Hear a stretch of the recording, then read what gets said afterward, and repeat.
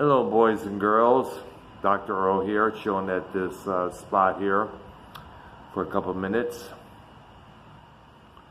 I figure it's appropriate time to make a video here regarding a certain incident that occurred this past Saturday, 20 years ago actually, on that particular day, the 20th of April. Everybody seems was talking about, oh yeah, it's happy 420 day, you know, let's light one up and smoke some doobies. Yeah, which was how it was called back then when we was growing up. But what I'm really speaking of, however, was the Colmbine high school shootings that happened in Littleton, Colorado that particular day. This past Saturday was the 20-year marking of that tragic incident. 12 students were shot dead, a few others were injured because of two boys, teenage boys, with an agenda to kill. Now, regardless of what people say, what motivated them to do what they did, you know, some say it was because they were outcasts, they were bullied, they were teased, picked on, you know. Some say they got the ideas from some goth rock music lyrics or something that Marilyn Manson sang, you know. We don't know. These two boys, they went into the high school, shooting up the whole joint.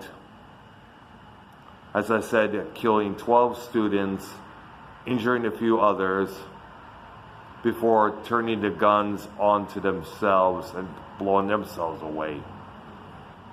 Taking themselves out. Figure, let's kill ourselves as well, but would then spend our lives in prison. Now, this incident, it was not only tragic, and to say that it didn't leave a mark upon our society today would be absolutely false, because it certainly did. Number one, it put the trench coat into a questionable perspective.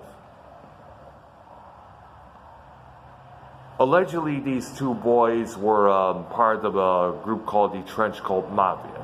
They listened to apparently some goth rock stuff like KMFDM and such, or Marilyn Manson. It was, of course, it was later revealed that they were not fans of Marilyn Manson. So for a number of years, I don't know if it's, and I think it still exists today, people who wear trench coats are often looked with disdain because they figure, oh, they probably got guns, they're probably drug dealers and such, you know. Same thing with leather jackets. Now, I have a trench coat in my place here that I plan on wearing pretty soon when it gets cold out. And anybody who starts telling me, you're not supposed to wear that, it scares us, they can fuck off. I have no drugs, I have no guns, I only have a BB gun, and that's about it. And a couple of knives, which I only have for protection only.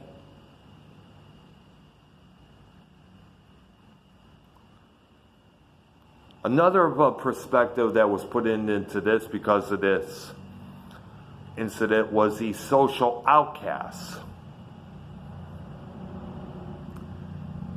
As we all know, many kids who are outcasts because they didn't smoke weed or drink beer, because they were into learning things, because they weren't into this fashion or this mode, because they were not into Game of Thrones, or they were not into the normal stuff like Prince or Michael Jackson, which is how it was with me back then. I was listening to heavy metal at that time, and I was referred to as a stoner. I'm not a stoner. Yes, you are. You listen to stoner music, don't you? Well, that's what it's called, man. Fuck you. You're not one of us. We don't want to hear that shit. Get away from us. Ew. Yuck. I understand it's hard being an outcast. But think of this.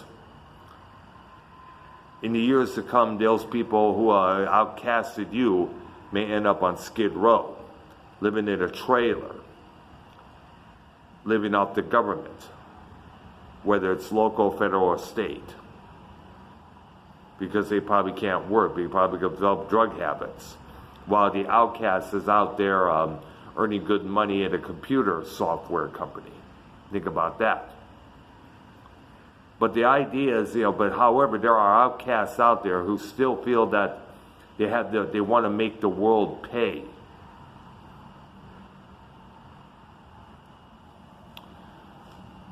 And to them, the fighting and killing all these kids is the only way to do it, because they're obviously not going to stop. Which also put another perspective: bullying, taunting, teasing. I was bullied. I was taunted.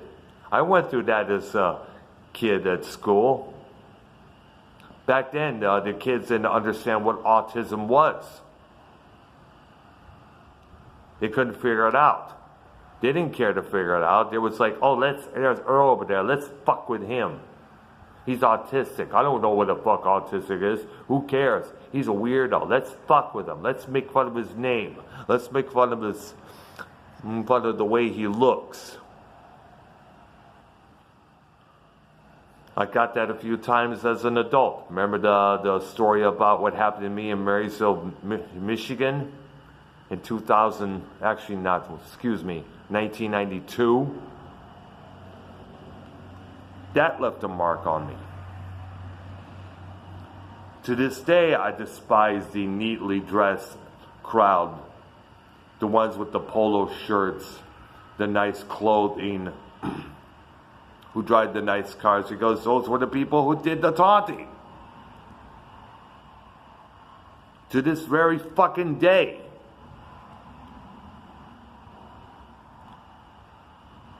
It also put in perspective the inner damage that bullying does to people. Some of that shit lasts in their back of their heads for a lifetime. And they still have that anger and a disdain for the outside society to this very day.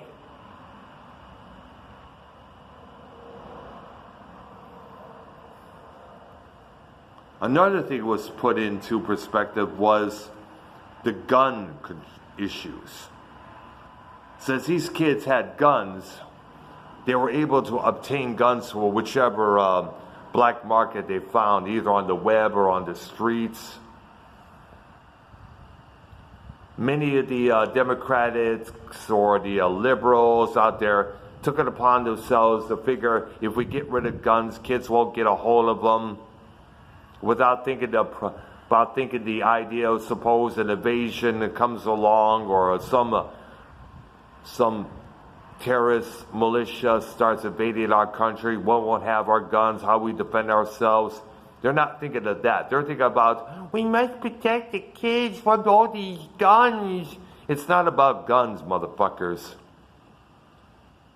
The reason why the kids use the guns, because they got it in their heads that if we blow these fuckers away, now we don't have to deal with them years later on. That's their perspective.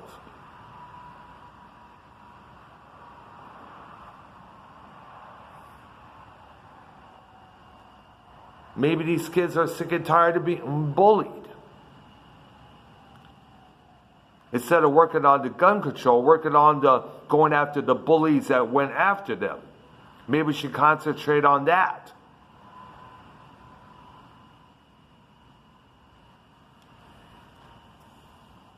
Another thing that's to be put in perspective was a certain artist out there that took full blame for this whole shit. Marilyn Manson. The press, the media blamed him for the whole thing. He even stated in an interview, I don't know which year he said this, but he stated that his career was never really the same since that whole incident. Now, I had a few Marilyn Manson tapes. I had Antichrist Superstar and It Smells Like Children in my collection then. Never have I heard the lyrics like say, go out and kill people. Though the Reflecting God had the line, shoot, shoot, shoot, motherfucker, shoot, shoot. Now, basically, he was like talking about in the interview saying, shoot down the negativity that's around you. I don't think he meant to do it with a gun or anything, but I think he meant it with somebody else. I think he was thinking mentally, psychologically, shoot these negative elements out with your thinking. Think not of these negativity elements and concentrate on what you want. That's positive. I think that's what he was trying to prevail in that song. Of course, then there'll be a lot of people will probably say, lyrics, other questioned lyrics like, when I'm God, everybody dies, kind of like stuff. That figure, that anger, that's that resentment towards society that these kids had.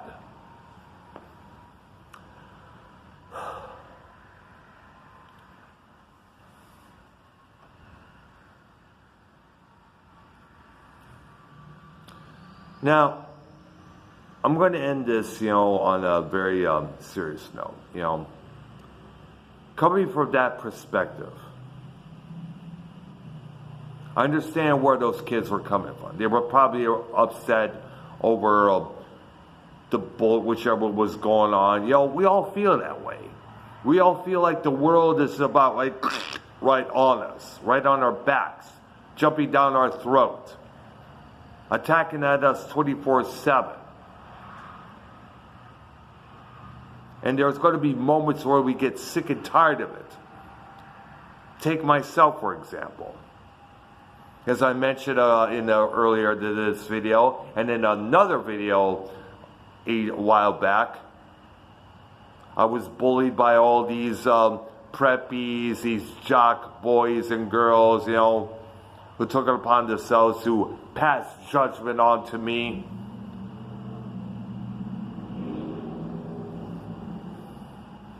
Because, I'm not what they want me to be, Think of what that does to that individual.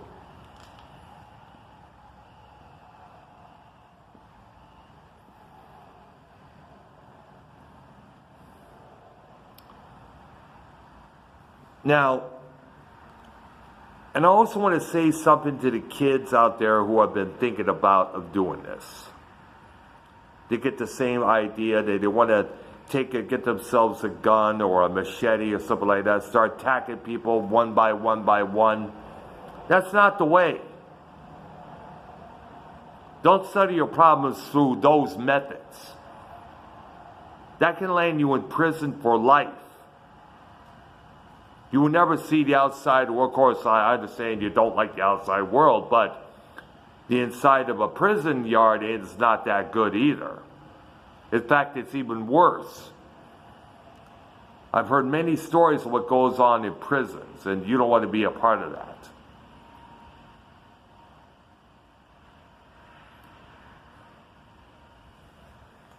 Think about that, folks.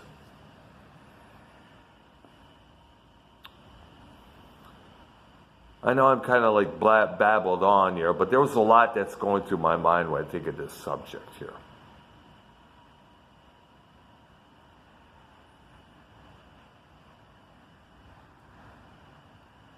I'm just going to say this and end this video with this thought. Think before you act. Don't just think of the pros, think of the cons as well. I've said this before. There are consequences to every action. Every action is going to have a reaction. If you're mad at the world, if you're frustrated with what's going on with work, whether it's a restaurant, post office, or whichever, high school, talk to someone about it. See a shrink or whichever.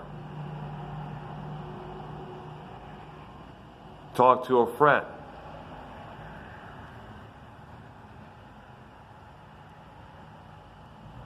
And to the ones who are doing the picking on these little kids out there, adults or whichever, fucking knock it off. You're no better than them.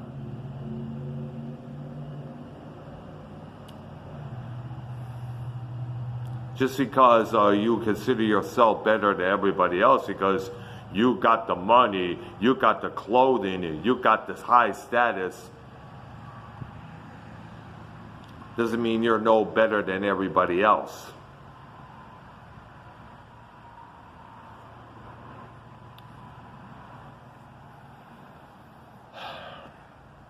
I'm about to head home right now. I'm Dr. Earl. Thank you for watching. Subscribe to my channel. Again, I'm sorry if I babbled on here and there a little too much, but this subject really got me all worked up. Okay? Take care, guys and gals.